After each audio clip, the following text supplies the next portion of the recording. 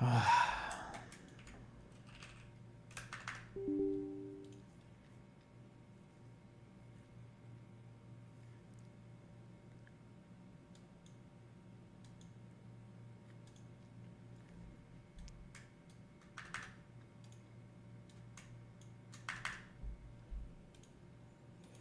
right. If this doesn't work, then I think I have to reformat my computer tonight. I have no fucking idea. I downgraded OBS to the last version, uninstalled, reinstalled. We'll see. If this doesn't do it, then I guess I'm just going to be fucking with my computer tonight.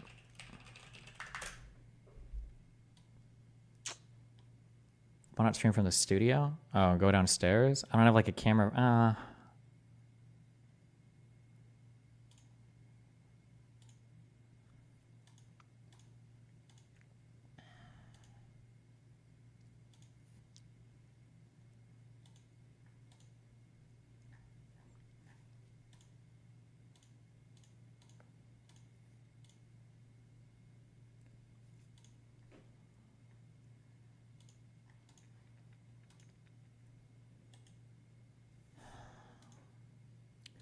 Okay, space settings, speakers, who can speak?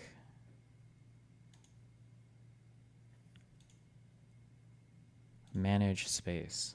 Okay, we've got co-hosts, we've got listeners. I don't know how to turn on comments. I started on my desktop though. Do you think it's gonna get...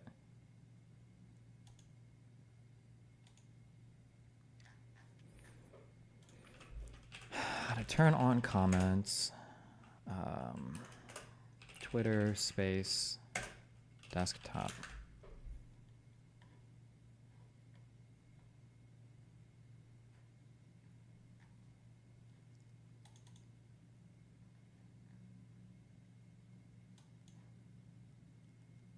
Boogie is calling you a liar? Listen, maybe I'll chop... thanks for the $100, buddy. Maybe I will jump in and chat with him after if they're still talking. Oh, fuck me, dude. He's gonna be mad.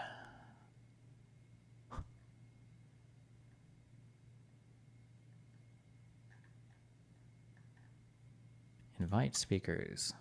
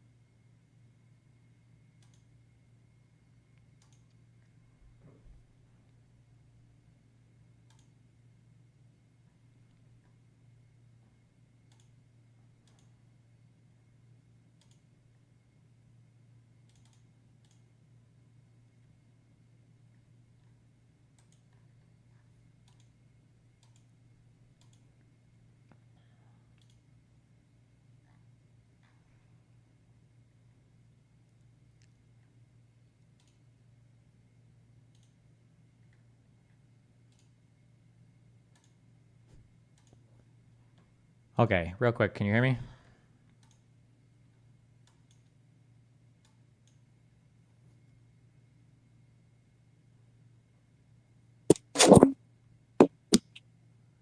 Okay, hello, yeah, hello? I think it's still working. Okay. What on the... I don't see any part on any of these settings for, like, allowing comments. I don't see that anywhere. No, that happens automatically, but I don't know why it's not happening for you. That's wild. Huh. Well, you know, It Elon normally doesn't. or somebody at X demonetized my account earlier, so maybe I lost some features. Who knows? No, you don't lose a feature like that. That seems to... Okay, how about this? What if I were to host a space? Would you be fine with that? If you'd like to, sure. I'd like to be co-host because in a lot of these spaces, people Yeah, will just of course, aggressively 100%. mute somebody. Yeah, if you want to, go for it. No, Host it and then invite me. yeah. Okay. Okay, perfect.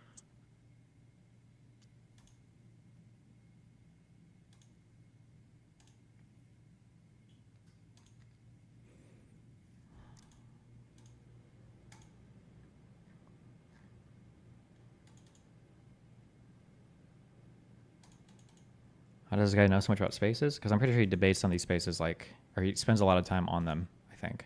Spaces is like it's a whole like community that's opened up around it, like Discord.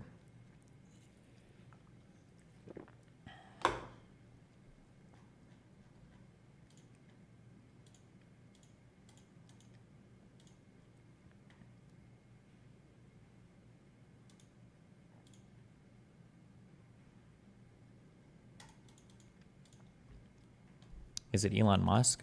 Why would it, if it was Elon Musk, why wouldn't he use like a voice changer? Why would he be like, oh, I'm just a guy who sounds like really similar to him?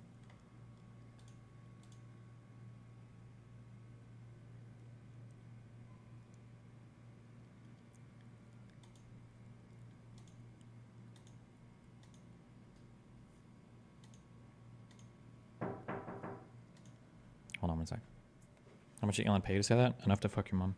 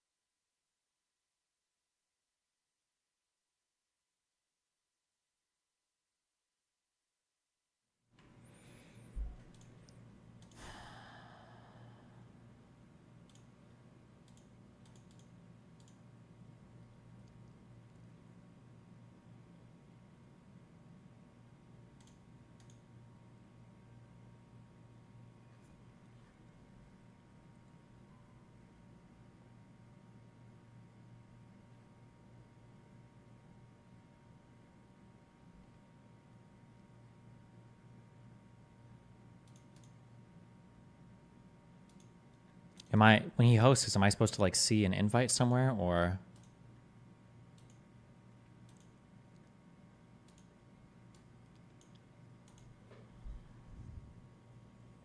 Oh, start listening.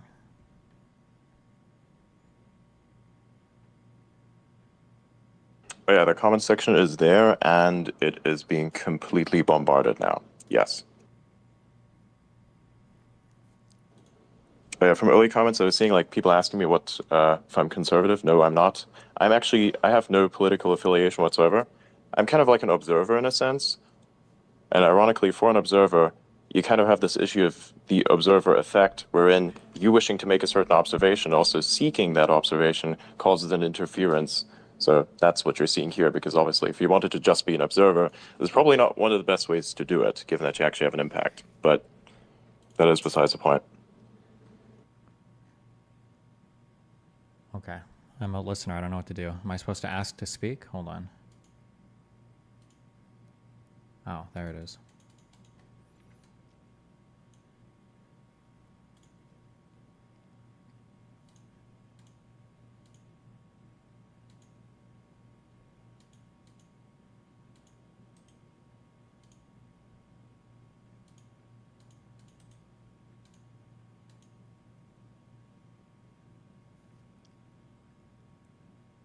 Oh my god, I have to reinstall NDI on this computer? Okay, well, you're not getting any monitor over here now. Ah, there he is. Yeah. Okay, hello, hello?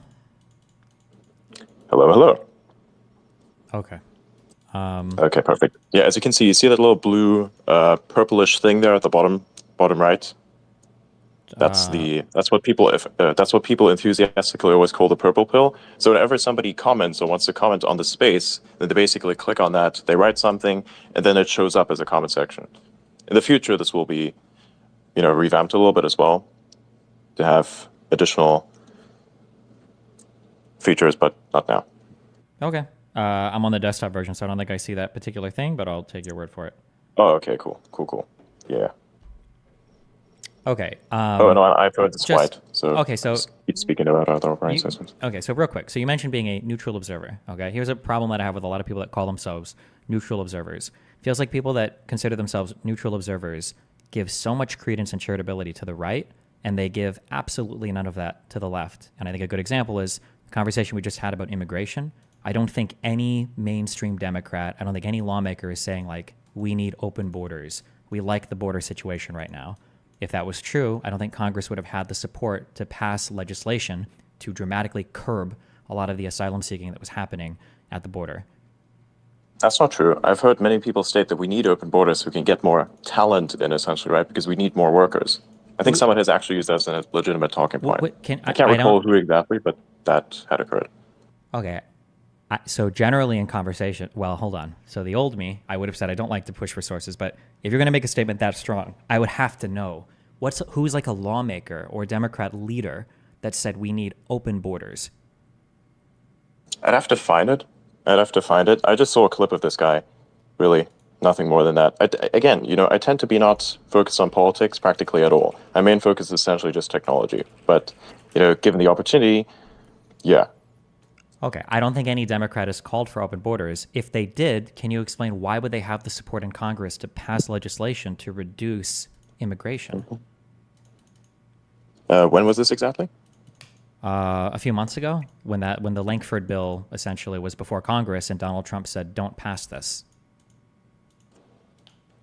And then people like Ted Cruz went on TV and they're like, "Oh yeah, like it doesn't go far enough. We're not going to pass this." And Donald Trump said not to. I wonder what else is contained within that, because oftentimes when laws are made, they're packaging something else within it. So perhaps there may have been some element to that was not satisfactory. I wouldn't know. Well, let's say that was the case. Then why wouldn't they try to rework it and pass it slightly modified? Like, it's not like Republicans said that. Okay, well, they didn't. It just got shot down. Like I said, like in Congress, they were ready to pass this bill, and then Donald Trump came out and said, "Hey, we don't want this passed because we need to keep this open for the election because I'm the only one that can fix the border, basically." And perhaps that is an argument. I wouldn't know. You think a legitimate argument is the ex-president, should be forcing the country into a worse position to give him a better negotiating position? How would it be a worse position? I mean, how would you know it's a worse position? I wouldn't know what it is. Well, I think right now we're in a worse position because the asylum seeking at the border is out of control. It is, true. But why would it force you into a worse position if you wanted to deal with a certain problem? We could have passed legislation to help cut that significantly, and Donald Trump stopped it to keep it open for the election. Okay, perhaps that is an argument. Hang on, what is this? Dear God. Hang on, I'm trying to keep up with the comments as we're speaking as well. Yes, I do have a YouTube channel. Yeah, it's basically the same user name handle. Yeah, just like on X. Okay, sorry.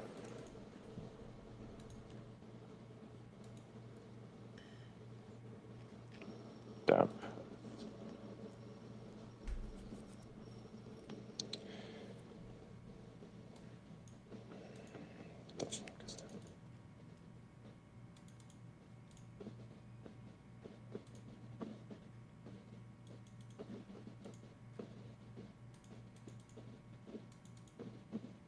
Okay, so the question, I kind of wanted to bring it back to the initial communication that we've had, where I just wanted to understand why exactly you're violent, right? Because, I mean, let's say, for instance, you wanted to make the way that we are communicating, for instance, I think that is very productive, right? I'm pretty sure that you could have a similar type of conversation with anyone else on X without actually raging out. Is it, and what you would say is, oh yes, because everyone rages out at me. Could it perhaps be that if you never basically give them a chance to be nice, that they will always have a negative opinion towards you and thereby always be somewhat negative in this sense?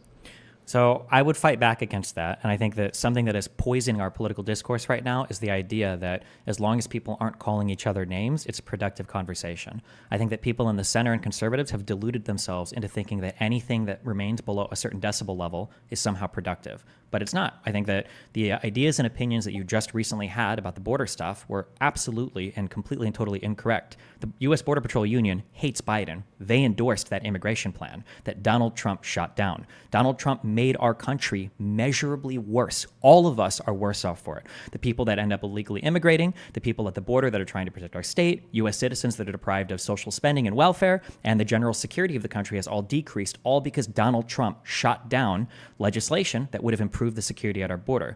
But a lot of people in the middle, I guess like you as a neutral observer, look at the left and blame them for immigration, even though in this particular circumstance for the past several months, it is wholeheartedly, squarely, and solely to put at the feet of Donald Trump.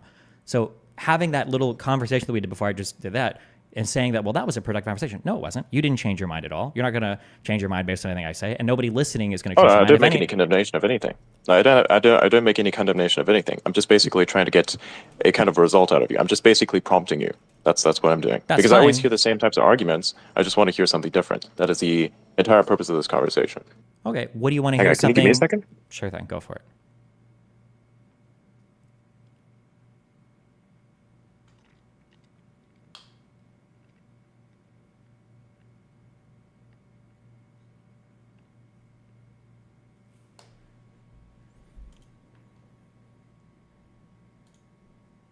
Oh, 15 minutes. I can feel the crash coming on. It's coming.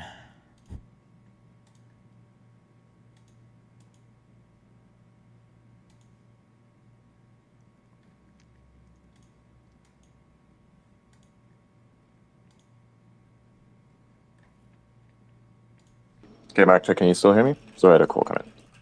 Hi. Yeah. What's up? Okay, yeah. Again, I kind of want to go away from the politics end of things because that's not what I wanted to discuss. Okay. Like, we can have a conversation at length about politics, but again, I like to stay out of that. Remember, my primary focus was that of technology. And speaking of technology, now, of course, you say that you want to keep... What is your goal, actually? Do you want to keep the temperature, and I believe that with temperature we mean the emotion of political discourse at a low. Is that correct? Like, you kind of want to keep the temperature low. Yeah, that'd be nice. Okay, but don't you think that being very angry on X.com, basically calling people all kinds of names, kind of goes against that? I don't think it makes much of a difference. You are a very big person in a space. You are causing a lot of impact with everything that you do. It definitely does make a difference. I mean, basically, I cannot name one big account that doesn't know of your existence thanks to these very controversial, thanks to this very controversial style of speaking, right? So you definitely have an impact. You definitely are making a difference. Have you ever been in a canoe before, or any kind of boat that you have to row?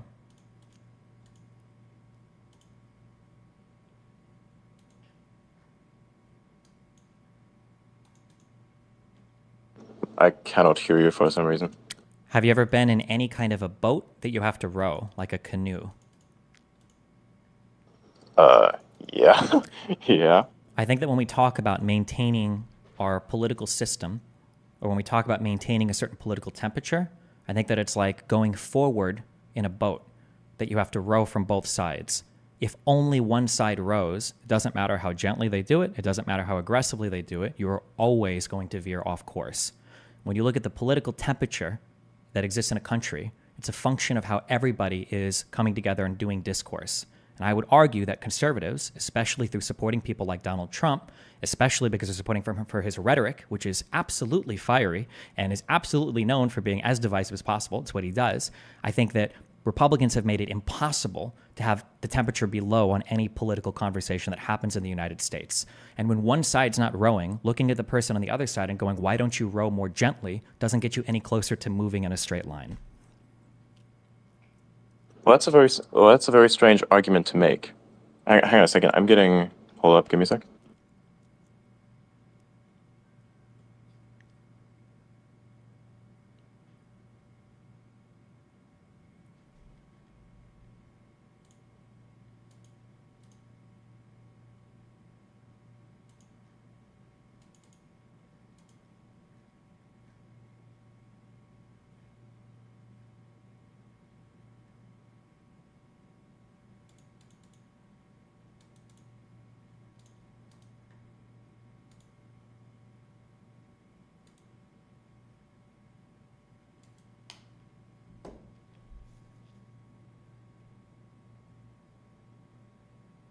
Sorry, I'm having a few technical difficulties. Can you repeat the last thing that you said?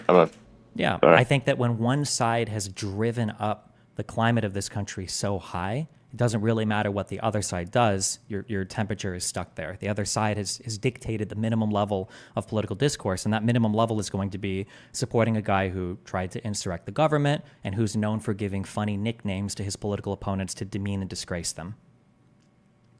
Yeah, but everyone is doing this. By your argument, then everyone is also doing this, because it doesn't matter what side you're on, that is happening by default. Basically, I don't know what you're trying to do here, nail down which side is most responsible for this. Just to be clear, do you think that Biden's rhetoric is as inflammatory as Donald Trump's rhetoric? Inflammatory, I'd say no. And there isn't really, like, if you want to define rhetoric, that's a bit of a slippery slope to go down. Has he said certain things that I think could be problematic? Yes. Perhaps there have been certain mistakes while he was speaking that could be problematic. Yes. Is Donald Trump doing name calling? Yes. Is that okay? No. But I think both sides have issues. That's my point. Now you can argue which one is worse than the other. Okay, you said that your background is in tech, right? Somewhat technological, yes. I tend to focus on tech. My background is, like, you can define that as whatever. Okay, let's say theoretically you were trying to run a major social media platform, okay? And you had two huge problems.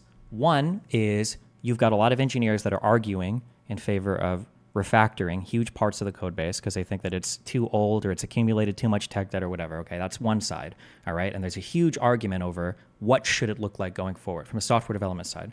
And then on the other side, you're trying to run the entire company off of a Raspberry Pi.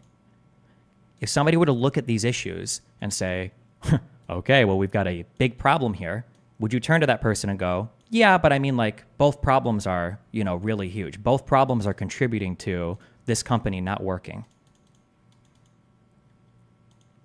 At this point, you're trying to ask me whether or not you're trying to identify which problem here is really the Achilles heel. So what's the Achilles heel? I don't understand. I'm trying to... If you're describing this thing to me, it doesn't make any sense. Sorry. I have a habit, because I'm used to back and forth conversations on Discord. So if I'm starting to talk, I'm not trying to cut you off. So sorry if that's happening. No. All good. Yeah. What I'm trying to say is that if you look at Biden and you look at Trump and you go, well, both sides have problems with their rhetoric. While it might be true, I'm sure with any politician, that we could pick out things where it's like, well, should you say that? Maybe we should say something, different. Or maybe this might be problematic. I don't think that it's on the same scale. I think that Donald Trump has made a name for himself with his divisive and fiery rhetoric. I don't think it has ever been said ever in the history of U.S. politics that Joe Biden's rhetoric is too fiery and inflammatory.